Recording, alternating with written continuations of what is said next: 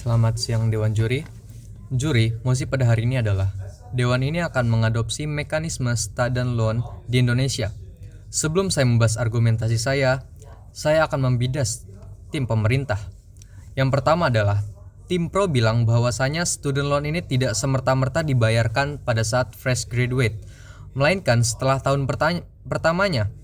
Pertanyaan saya, apa yang memang menjadi jaminan tim pro bahwa setelah setahun itu penerima student loan dapat dikategorikan mampu membayar atau dengan kata lain sudah mendapat pekerjaan? Apabila tidak, bukankah jelas bahwa kebijakan ini tuh menjerumuskan peminjam di mana bunga terus bertambah dan tidak menutup kemungkinan itu ada sanksi apabila keterlambatan pembayaran. Lalu yang kedua, tim pro juga bilang bahwa pembayaran hutang sisa bisa dari skema potong gaji. Tidakkah tindakan ini menyalahi moral?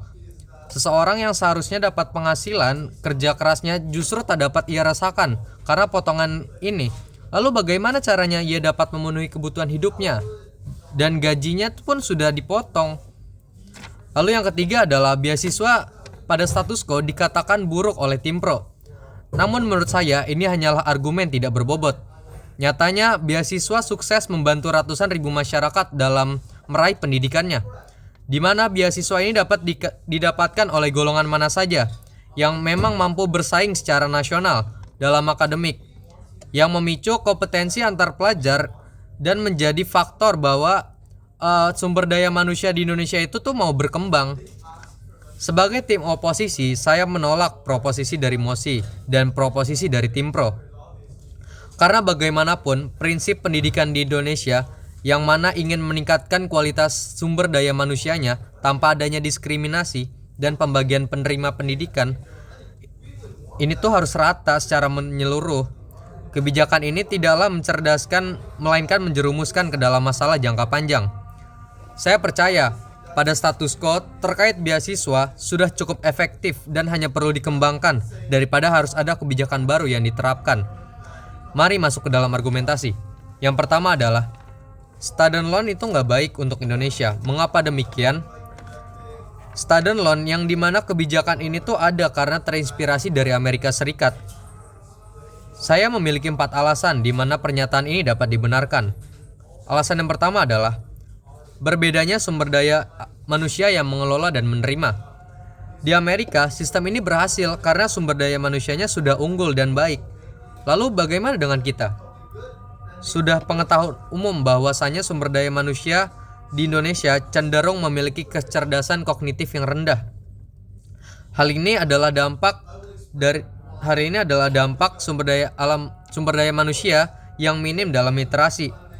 Masyarakat cenderung mudah termanipulasi, mudah tergiur sesuatu yang memang dari luar tuh terlihat menguntungkan, tapi mereka tidak berpikir panjang pada pengambilan keputusannya. Banyak di antara mereka ikut-ikutan orang lain ataupun mereka hanya mengikuti hal yang memang sudah jadi tren pada saat itu. Lalu apabila student loan diimplementasikan masyarakat akan menyepelekan terkait beasiswa karena mereka memiliki opsi yang lebih mudah didapatkan. Seperti student loan ini. Hal ini tuh memicu mindset yang buruk dan hilang jiwa kompetitif mereka yang ingin terus berkembang dari diri mereka. Yang kedua adalah tidak adanya jaminan student loan dapat terbayar. Di Indonesia sendiri, sebagai negara terpadat keempat di dunia, hal ini menjadikan lulusan perguruan negeri secara masif dengan tersedianya lapangan pekerjaan yang terbatas. Tanpa pekerjaan, bagaimana caranya mereka untuk membayar hutang? Sedangkan bunga terus menaik dan mereka pun akan bunga terus menaik dan pastinya akan ada sanksi apabila adanya keterlambatan. Tentunya pemerintah tidak akan semerta-merta memberi pinjaman uang ini itu memberi jangka seumur hidup. Pastinya student loan ini juga bentuk dari kebijakan fiskal pemerintah untuk dapat meningkatkan infrastrukturnya. Kalau tidak dibayar, hal ini tuh merugikan pemerintah. Hal ini pasti akan menyebabkan penerima student loan mendapat tekanan mental yang dimana mereka tuh harus membayar, menyebabkan stres berkepanjangan. Hal ini tuh terhubung dengan alasan yang ketiga. Alasan yang ketiga adalah akibat stres yang berkepanjangan, masyarakat akan mencari segala cara untuk melunasi hutangnya dan pada akhirnya tindakan kriminalitas pun dinormalisasikan. Tindakan kriminalitas seperti mencuri atau bahkan mereka akan membuat pinjaman lain dengan sumber yang tidak jelas legitimasinya, dengan sumber yang tidak jelas legalitasnya. Seperti pada pinjaman online atau pinjol yang sering kita lihat pada saat ini. Lalu alasan yang keempat adalah hal ini juga menjadi ladang politik bagi mereka-mereka yang emang memiliki kedudukan untuk berpolitisi. Dengan media student loan ini, mayoritas masyarakat itu tuh ada pada golongan menengah ke bawah yang mudah tergiur dan dipersuasi oleh tokoh publik.